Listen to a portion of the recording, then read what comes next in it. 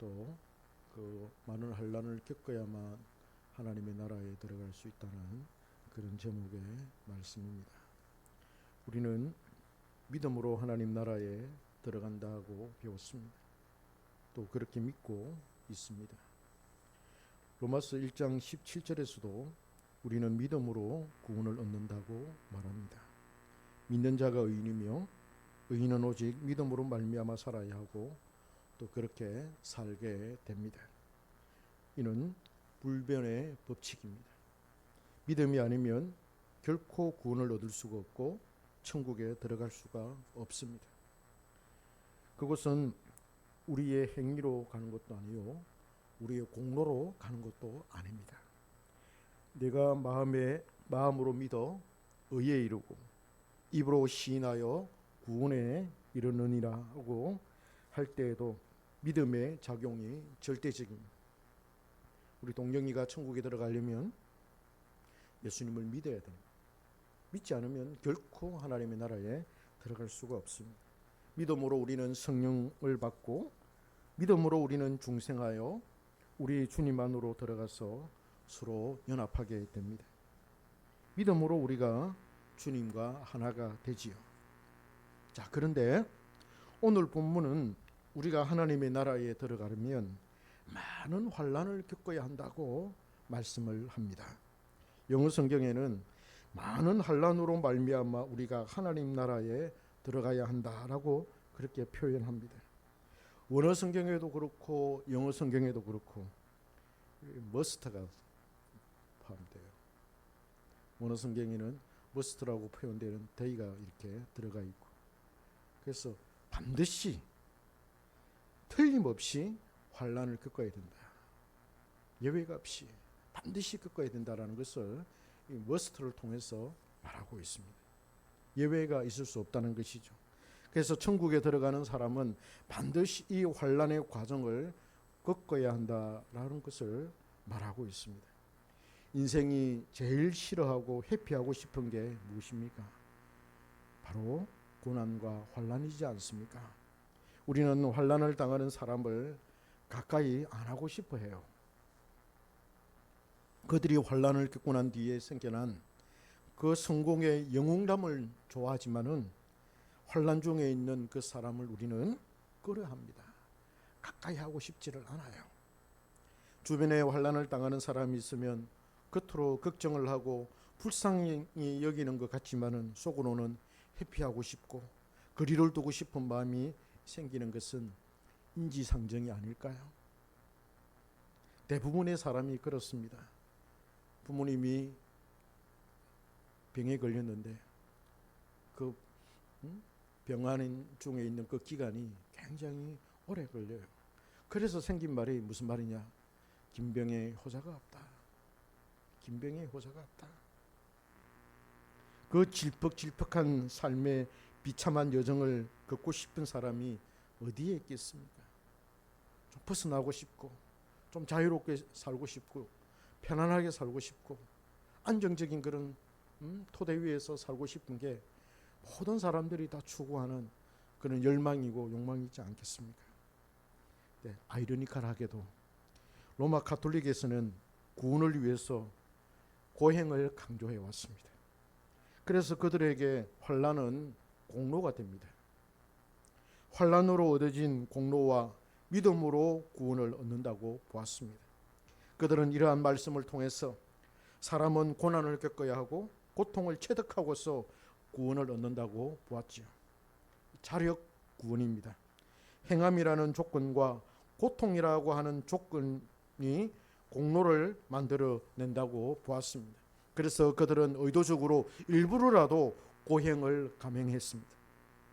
천국에 들어가기 위해서 자신의 몸을 학대하며 고통을 주고 참으면서 덕을 쌓아서 공로를 얻는다고 보았던 것이죠. 그래서 믿음 더하기 공로는 곧 구원이다. 우리는 뭡니까? 오로지 믿음으로만 구원을 얻는다. 이게 우리의 슬로건인데, 우리가 성경을 이해하는 방식인데, 로마 가톨릭은 믿음만 가지고는 안 된다. 믿음에 뭔가 더 얹어져야 된다. 그게 바로 공로다. 이런 공식을 만들어낸 이유가 바로 여기에 있습니다. 여러분, 우리가 참회라고 이야기하고 회개라고 이야기할 때도 이 참회라는 말은 로마 가톨릭에서 사용하는 그런 용어입니다. 이 참회라는 말에 고행이 들어가 있고 또 사제가 참여하는 그 사람에게 하나님의 그 징벌이라든지 하나님의 그 형벌을 주어서 무섭게 하고 결국 사람의 공로로 이렇게 이끌어서 회개하고 참여를 하게 만드는 그런 의미가 바로 참회의 의미입니다. 그래서 우리 종교개혁가들은 참회의 이 의미보다는 회개, 그냥 하나님 앞에서 내 마음을 토로하고 여기에 공로적인 어떤 의미가 전혀 없고 하나님의 은혜로만 이루어지는, 그래서 회개도 하나님의 선물이다라고 할 정도로 회개라는 말, 참회라는 말보다는 회개라는 말을 우리가 사용하자, 이렇게 해서 그 용어가 나오게 됐던 것입니다. 이 로마 가톨릭은 믿음을 강조하면서도 행함으로 인한 공로가 거기에 더해져야만 하며 이걸 얻기 위해서 인간의 노력이 필수적이라고 강조를 합니다. 그러나 오늘 본문 22절의 말씀, 많은 환난을 겪어야만 하나님의 나라에 들어간다라는 말은 그런 뜻이 아닙니다. 우리는 구원을 얻기 위해서 환난을 겪지 않습니다. 그것을 위해서 환난을 구하지도 않습니다. 구원을 얻기 위해서 내가 환난을 받아야 된다, 의도적으로 그 환난을 우리가 추구하고 우리는 그렇지 않습니다. 구하지도 않아요. 환난을 구하지도 않아요. 그러려면 믿음으로 구원을 얻는다는 말이 거짓이 됩니다. 믿음이 있어야 하고 또 거기에 뭔가가 더 있어야 한다는 것은 성경적이지 않습니다. 믿음으로 구원을 얻는다면 믿음이 구원을 얻는 최고의 수단이 되는 것이죠. 그것으로 끝입니다. 믿음으로 구원을 얻는 것이고 이 믿음이 우리가 구원을 얻는 데 있어서 최고의 수단이라는 것입니다. 우리가 구원을 얻는데 우리의 행함이나 공로는 절대 포함이 되지 않습니다. 오직 믿음으로만 우리는 구원을 얻습니다. 행위가 그러면 뭐냐? 행위는 믿음 그 뒤에 따라오는 것입니다. 결코 행위가 믿음에 앞서지 않습니다. 이 순서가 너무너무 중요합니다. 이 순서를 우리가 굉장히 이해를 잘 해야만 되는 것입니다. 믿음이 앞서고 믿음이 있으면 그 믿음에 따라서 행위가 자동적으로 따라오는 것이죠. 그렇다면 오늘 본문에 하나님의 나라에 들어가려면 많은 환난을 겪어야만 한다는 말은 무슨 의미입니까? 먼저 우리가 생각해야 할 것은 우리가 선물로 받은 그 믿음은 시련을 겪어야 한다는 말입니다. 주님은 우리가 얻은 믿음이 진짜인지 어떤지를 알기를 원하십니다. 그래서 시험을 하십니다. 불로 연단을 하고 재련하여서 우리의 믿음을 확인하고 또 강한 믿음을 갖도록 하시지요. 야고보가 말한 살아있는 믿음인지 아니면 죽은 믿음인지를 확인을 하십니다. 주님은 우리의 충성과 우리의 믿음의 진정성을 확인하실 뿐만 아니라 당신의 백성들의 믿음이 더욱 성장하고 성숙하여서 어떤 시련이 와도 거기에 굴하지 않고 끝까지 말씀을 붙들고 인내하여 승리하기를 원하시는 것이죠. 바울은 오늘 본문에서 뿐만 아니라 로마서 8장 17절에서도 동일한 언급을 합니다. 자녀이면 또한 상속자 곧 하나님의 상속자요 그리스도와 함께한 상속자니 우리가 그와 함께 영광을 받기 위하여 고난도 함께 받아야 할 것이니라. 영광을 받기 위해서 고난도 함께 받아야 된다라고 말합니다. 18절에서는 생각건대 현재의 고난은 장차 우리에게 나타날 영광과 좋게 비교할 수 없도다. 현재의 고난과 장차 우리가 받을 그 영광을 대립해서 말합니다. 대조해서 말합니다. 이게 먼저 있고 그 다음에 장차 영광이 있다는 거예요. 고난을 먼저 있고 장차 영광이 있다는 거예요. 그걸 말하고 있습니다. 동령이 이해가 됩니까? 알아듣겠습니까? 우리 동령이 똑똑해서 목사님 말씀 잘 알아들으리라 믿습니다. 그다음 우리가 생각해야 할 것은 그것이 말씀 때문이라는 거예요. 왜 우리가 환난을 겪어야 되느냐라고 했을 때 하나님의 말씀 때문에 그렇다는 겁니다. 진리 때문이고, 말씀이 곧 그리스도 예수이고 진리가 곧 그리스도이지요. 나는 길이요 진리요 생명이라고 했을 때 예수님이 곧 진리요 생명이요 길이도, 길은 방향이고 길은 하나님의 말씀. 그래서 말씀을 맡았고 말씀을 간직하고 말씀을 지켜야 하기 때문에 환난을 당하게 됩니다. 그리스도인이냐 아니냐를 가르는 판결 기준이 하나님의 말씀이죠. 성령의 인도를 받은 사람은 반드시 말씀의 인도를 받게 됩니다. 성령의 인도를 받는 사람이 하나님의 아들이라고 로마서 8장에서 말씀했을 때 성령의 인도를 받는 사람은 반드시 하나님의 말씀을 받게 되고, 성령과 말씀은 항상 함께 갑니다. 서로 분리될 수가 없습니다. 성령은 말씀으로 하나님의 백성을 인도하여 하나님의 백성임을 증명해 보일 것입니다. 그리스도를 마음에 모셨고 또 그분과 연합이 되었다면 무엇으로 우리가 그것을 알 수가 있습니까? 하나님의 말씀입니다. 내가 성령을 받았다, 내가 성령으로 거듭났다라고 했을 때 무엇으로서 그걸 알 수 있느냐? 내가 말씀을 어떻게 대하느냐, 말씀을 대하는 그 태도와 그 말씀에 대한 자신의 그 정체성, 말씀이 그 안에서 작용하는 그 작용의 원리, 그걸 통해서 그 사람이 성령으로 거듭난 사람인지 중생한 사람인지가 판가름이 되는 것입니다. 하나님의 말씀입니다. 우리가 주님과 연합이 되었다면, 성령과 연합이 되었다면 우리는 말씀으로 그것을 알 수가 있는 것입니다. 말씀이 그 안에 자리를 잡고서 그 사람을 통치하는 것입니다. 옛날 북이스라엘에서 아합 왕과 이세벨 왕비가 북이스라엘을 다스린 때가 있었습니다. 하나님의 말씀을 간직한 하나님의 사람들과 하나님의 선지자들은 바알에게 무릎을 꿇지 않았지요. 하나님은 엘리야 시대 바알에게 무릎을 꿇지 아니한 7,000명의 성도를 남겨두었습니다. 그들은 그 어렵고 힘든 시대에 숨을 죽이며 살아야만 했습니다. 모든 사람들이 바알을 섬기고 바알에게 절을 할 때 그들은 그것을 거부하고 오직 여호와 하나님만 섬겼습니다. 왕비 이세벨은 포악한 여성이었습니다. 그가 두로와 시돈에서 섬기고 있던 바알이라고 하는 우상, 아세라라고 하는 그 우상을 가지고 이스라엘에 시집 오지 않았습니까?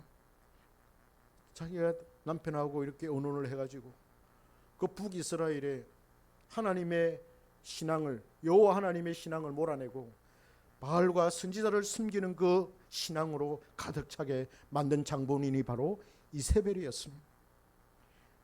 서슬푸른 칼을 가지고 바알을 숨기지 않는 그 하나님의 선지자들을 목을 단칼에 그냥 베어서 죽인 그런 여성이었습니다.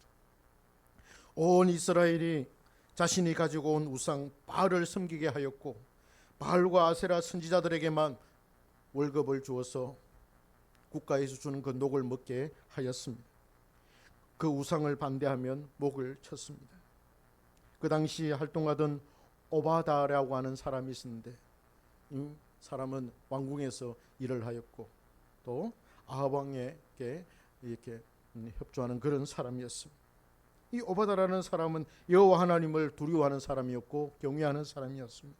이 사람이 하나님의 선지자, 여호와 하나님의 선지자들을 50명씩 두 그룹을 나누어서 동굴에 피신을 시키고는 먹을 것을 가져다 주었습니다. 발각되는 날에는 모두가 다 죽게 되는 그런 상황이었습니다.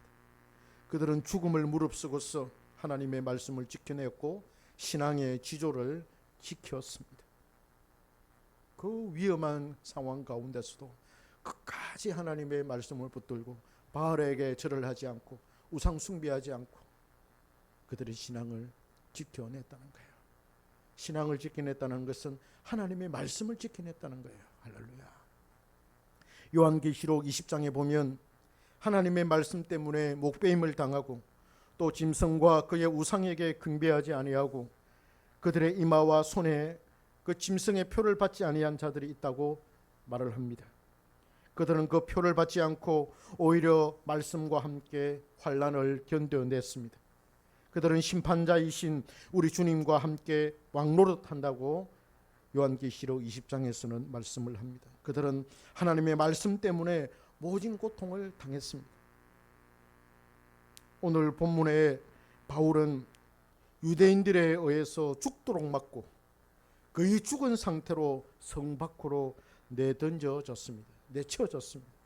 거의 죽었다라고 했을 때는 얼마나 많은 폭행을 당했겠습니까? 폭행이라는 말이잖아요. 그렇죠? 동영이 이해가 됩니까? 예수님을 믿는데 뭔가 잘 돼야지. 예수님을 전하는데 뭔가 더 좋은 일이 일어나야지. 왜 폭행을 당해야 되느냐 말이죠. 이상하지 않아요? 얼마나 맞았는지 거의 막 죽게 되었다. 막 목숨이 왔다 갔다 하는 그런 상황에까지 이르게 되었다라고 말하고 있습니다. 그렇게 맞고 모욕을 당하고 괴로운 고통을 당하는데도 그는 성도가 하나님의 나라에 들어가려면 많은 환난을 겪어야 한다고 그렇게 말합니다. 말씀 때문에 박해를 받고 환난을 당했습니다. 여러분, 우리가 바울쯤 되면은 좀 이래야 되지 않겠습니까? 자신이 고난을 당했으니 자기를 지지하고 자기를 따르는 사람들에게는 좀 더 편안한 말을 할 수 있어야 되지 않겠어요? 내가 이렇게 고난을 당했으니, 내가 이렇게 폭행을 당하고 거의 죽을 정도로 내가 이렇게 괴로움을 당했으니 너희는 그러지 않을 거야 라든지, 나 하나로 이 고통은 끝이다, 나 하나로 이 고생은 끝이다, 그래야 하지 않겠어요 여러분? 그래야 뭔가 좀 예수님을 믿고 싶은 마음이 생겨나고 진리를 좀 따르고 싶은 그런 마음이 생기고 좀 그렇지 않겠어요? 그런데 바울은 너희도 나처럼 환난을 당해야 하나님의 나라에 들어갈 수 있다. 그것도 머스트라는 단어를 사용해가지고 반드시 틀림없이 환난을 당해야만 하나님 나라에 들어갈 수 있다. 이렇게 말하고 있습니다. 바울은 그것이 진리이며 불변의 법칙임을 말하고 있습니다. 사실상 바울은 주님의 말씀을 그대로 따르고 있었습니다. 주님도 제자들에게 말씀하셨지요. 너희가 환난을 당할 것이나 담대하라. 내가 세상을 이겼노라. 무슨 말입니까? 너희도 세상에서 환난을 당하게 된다. 나도 환난을 당했지만은 세상과 싸워서 이기지 않았느냐. 너희도 환난을 당하겠지만은 내가 이긴 것처럼 너희들도 세상을 이기게 될 것이다. 환난이 있다는 거예요. 고난이 있다는 겁니다. 그래서 바울은 이것이 모든 성도에게 필연적으로 찾아온다고 말합니다. 말씀을 간직해야 하고 말씀을 지키며 말씀을 따라 살면 반드시 겪어야 하는 환난이라는 것이지요. 말씀은 고난과 환난을 동반하고 있습니다. 입에 넣을 때는 그 말씀이 달콤하고 맛있고 좋지만은 그것이 내 배에서 나올 때에는 아주 고약한 쓴맛을 내죠. 요한계시록에서 말하고 있지 않습니까? 말씀이 들어갈 때는 단맛을 내지만 나올 때에는 쓴맛을 낸다고 말하지 않습니까? 말씀을 배우고 깨닫고 이해할 때는 날아갈 듯이 기쁘고 즐겁지만은 그것을 간직하고 지켜내야 할 때는 말할 수 없는 고통과 공포와 불안과 환난이 찾아온다는 겁니다. 요한계시록은 이들의 모습을 생생하게 묘사하고 있습니다. 19장에 보면 백마를 탄 자가 나오는데 그는 피 뿌린 옷을 입었고 그의 이름은 하나님의 말씀이라고 말합니다. 백마를 타고 쫙 가는데 피의 옷을 입었어요. 그리고 그의 이름은 하나님의 말씀이다. 피의 옷과 하나님의 말씀이 서로 연결되어서 그 본문에서 나타납니다. 또 요한이 본 것 중에 제단 밑에 성도들이 있었는데 그들 모두 피를 흘린 채 있었고 하나님의 말씀을 지키다가 순교를 당한 자들이었다. 저 누굽니까? 라고 했을 때 천사가 요한에게 말을 해주었을 때 저 피옷을 입고 있는 제단 밑에 있는 저 사람들은 하나님의 백성들이고 하나님의 말씀을 지키다가, 신앙을 지키다가 순교를 당한, 목배임을 당한 그런 사람들입니다 라고 요한에게 알려주었습니다. 천국에 온 하나님의 백성들이 모두 피로 범벅이 되었다는 걸 말해줍니다. 그만큼 이 세상에 살면서 말씀을 지키려고 생명을 내놓았고 죽음을 무릅썼다는 말입니다.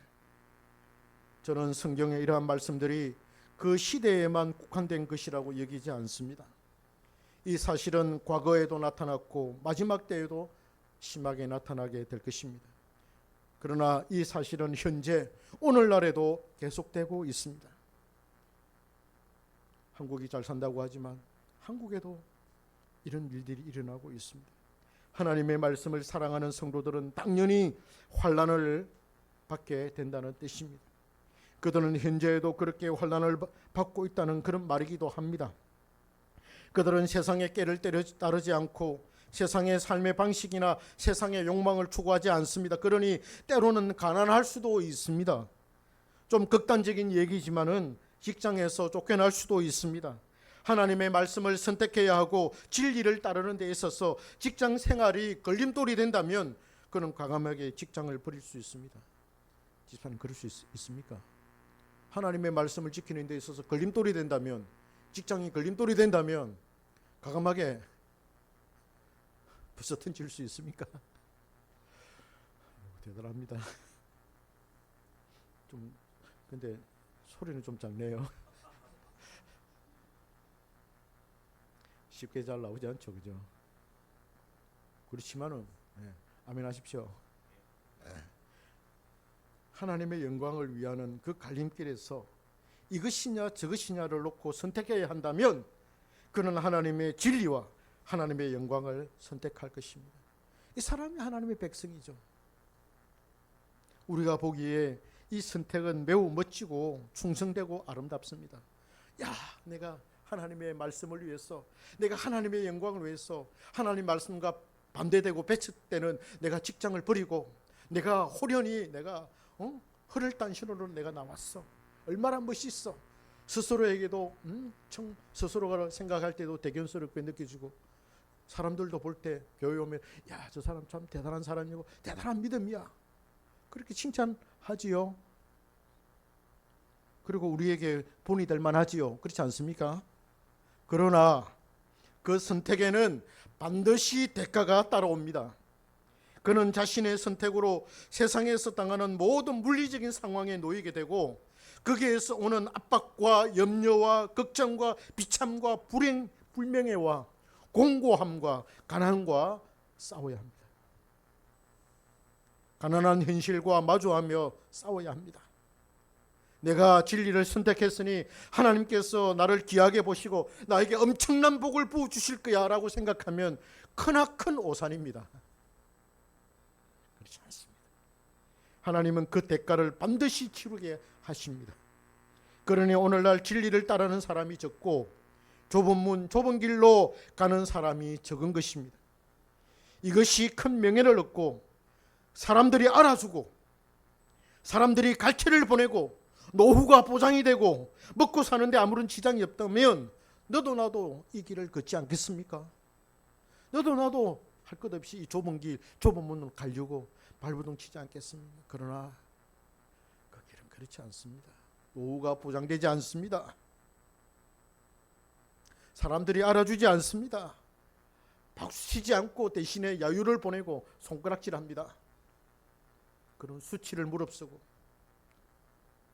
환난을 당하면서 걸어야만 하는 겁니다. 그래서 그 길은 매우 어렵고 고통스럽습니다. 죽고 싶을 만큼이나 괴롭습니다. 대가를 지불하는 그 일은 상당히 오래 걸릴 수도 있고 자신의 때가 아니라 후대가 그 복을 받을 수도 있어요. 그래도 그래 하겠습니까? 그러나 그 안에 말씀이 살아있기에 그런 그 말씀으로 성령의 역사심으로 잘 참고 견뎌낼 수가 있는 것입니다. 반드시 하나님은 그 사람에게 그 상황을 견딜 수 있는 힘을 주십니다. 할렐루야. 그게 견인의 은혜라는 것이죠. 하나님의 사람은 말씀의 사람입니다. 말씀을 소유하였기에 말씀의 정신으로 살아갑니다. 이 세상은 하나님의 말씀과 정반대의 길로 가기 때문에 말씀의 사람도 반대의 길로 걸어야 하지요. 여기에 고통이 있고 환난이 있는 것입니다. 주님은 말씀의 사람이 그런 정체성을 가지고 살기를 원하고 이것을 통해서 하나님께 영광을 돌리며 세상을 더욱 밝고 맑게 하며 이 세상이 하나님의 창조 질서에 따라 갱신되기를 원하십니다. 누구를 통해서? 하나님의 이 말씀의 사람들을 통해서 하나님은 그렇게 되기를 원하십니다. 하나님의 말씀과 세상이 공통된 그런 분모를 가지고 있는 데 있어서는 성도는 그것을 인정해야 합니다. 진리, 세상에서 진리를 따르는 것, 옳은 걸 따르는 것, 하나님의 말씀과 세상이 그게 공통 분모를 가지고 있다면 우리는 그것을 인정해야 하고 칭찬을 해야 되고 우리는 또 그것을 추구해야만 할 것입니다. 그래 함께 가는 부분이 많이 있습니다. 그러나 말씀과 진리에 반대되는 것이 있다면 우리는 그것을 따르지 않아야 하고 따르지 않는 데서 오는 대가를 지불해야만 합니다. 이 모든 것은 우리가 하나님의 자녀이기 때문에 박해를 받게 된다는 것입니다. 하나님의 자녀는 하나님의 말씀을 먹고 말씀을 따라 사는 자입니다. 그러니 세상과는 전혀 다른 삶의 방식을 취하지요. 겉으로 보기에는 세상 사람들과 먹는 것이 같고 입는 것이 같고 사는 집이 같고 일하는 데나 직장이 같아서 동일하게 보이지만은 그러나 그 정신이나 영혼이나 삶의 방식과 추구하는 삶의 목적과 스타일은 완전히 달라요. 같으면 그리스도인이 아닙니다. 그리스도인은 달라야 하고 반드시 다르게 나타납니다. 말씀이 그 영혼을 지배하고 말씀이 그 정신에 영향을 끼쳐서 그는 말씀의 사람이 되어가는 것이죠. 이것이 그 사람의 정체성입니다. 세상적으로 볼 때는 그는 바보 같을 때가 있습니다. 그러나 그는 비둘기같이 순결한 삶을 사는 것이지요. 뱀같이 지혜로울 때도 있지만은 세상 사람들처럼 영악하지는 않아요. 여하튼 그런 하나님의 자녀이며 말씀의 사람이기에 세상에서 박해를 받게 됩니다. 주님을 진정으로 따르면 그 환난과 박해는 필연적입니다. 이웃 사람들에게서 박해를 받을 수도 있고 직장에서 그리스도인이라는 이유만으로 차별 대우를 받을 수 있어요. 물론 자신이 그리스도인이라고 떠벌리면서 직장에 해를 끼치는 그런 사람은 자신의 잘못 때문에 하나님의 이름과 교회의 이름을 욕되게 하지요. 자신의 잘못입니다. 참으로 박해를 받는 사람은 말씀과 그리스도 때문에 고난을 당하게 되는 것입니다. 그럼 목사님 뭡니까? 고난이 온다는 거야. 고난이 오지만은 우리는 참을 수 있다는 거야. 견뎌낼 수 있다는 거야. 그래서 나중에 하나님이 그 사람을 장차 말할 수 없는 그런 영광으로 우리에게 그 환난에 대한 대가를 지불해 주신다는 겁니다. 할렐루야. 그 말씀입니다. 그래서 우리에게 소망이 중요하다는 것입니다. 주님도 우리가 고난을 받아야 할 것을 말씀하는데 마가복음 10장 30절에서 이렇게 말합니다. 현세에 있어 집과 형제와 자매와 어머니와 자식과 전토를 벌인 사람은 거기에 비례해서 100배나 받되 박해와 겸하여 받고 내세에 영생을 받지 못할 자가 없느니라. 주님께서는 주님의 이름을 위하여 말씀을 위하여 집과 형제와 자매와 어머니와 자식과 전토를 벌인 사람은 나중에 이 세상의 현세에서도 100배나 받는다. 100배나 받았으면 좋겠습니다. 그럼 못 받는다 하더라도 우리에게는 뭐가 있습니까? 장차 우리가 상상할 수 없을 정도의 큰 영광이 우리를 기다리고 있다. 할렐루야. 이야기면 현세에서도 100배나 받았으면 좋겠지만 못 받는다 하더라도 거기에 개의치 마시고 우리에게는 반드시 장차 우리에게 주어질 엄청난 영광이 있다라는 것, 영광스러운 것이 있다라는 것, 그걸 믿으시기 바랍니다. 그걸 생각하면서 현재 말씀 때문에 오는, 그리스도인 때문에 찾아오는 이 환난이 있다면 그걸 잘 참고 견뎌내시고 소망 가운데 기뻐하시고 즐거워하시는 우리 성도님들 되시기를 주님의 이름으로 축복합니다.